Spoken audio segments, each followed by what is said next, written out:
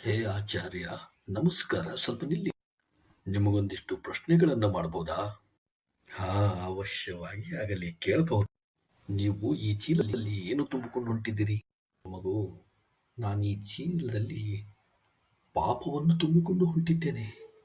ಓ, ಅರ್ಥ ಆಗಲಿಲ್ಲ ಪೂಜ್ಯರೇ, ಸ್ವಲ್ಪ ತಿಳಿಸಿ ಹೇಳಿ.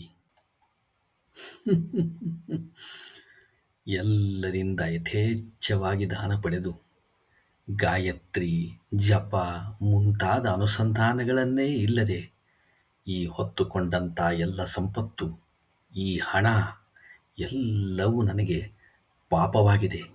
ಈ ಪಾಪದಿಂದಲೇ ಅಲ್ಲವೇ ಎಲ್ಲ ಮನುಷ್ಯರು ದುಃಖಪಡೋದು.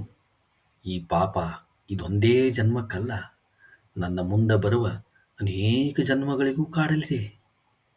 ಓ, ಹಾಗಾದರೆ ಇದಕ್ಕೆ ಪರಿಹಾರವೇ ಇಲ್ಲವೇ ಪೂಜ್ಯರೇ? ಇದಕ್ಕೆ ಎರಡೇ ಪರಿಹಾರ.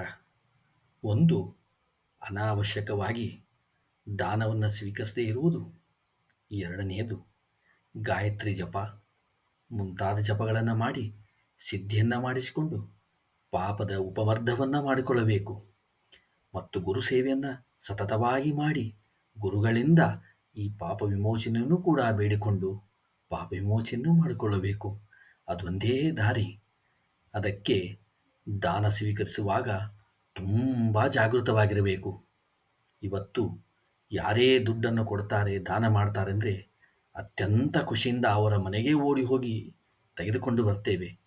ಆದರೆ ಇದು ನಮಗೆ ಪಾಪಕರ್ಮವಾಗಿ ಮುಂಬರುವ ಸಾಕಷ್ಟು ಜೀವನದಲ್ಲಿ ಅನಾರೋಗ್ಯ, ಉದ್ಯೋಗ ಇಲ್ಲದೆ ಇರುವುದು, ಮದುವೆ ಆಗದೇ ಇರುವುದು, ಸಂತಾನ ಆಗದೇ ಇರತಕ್ಕಂಥ ಕಷ್ಟಗಳನ್ನು ಅನುಭವಿಸಬೇಕಾಗುತ್ತದೆ. ಎಲ್ಲವೂ ಹರಿ ಇಚ್ಛೆ. ಪಾಪ ಮಾಡದೆ ಉತ್ತಮರಾಗಿರುವುದು, ಬಡವರಾಗಿರುವುದು ಅತ್ಯಂತ ಸೂಕ್ತವಾಗಿದೆ.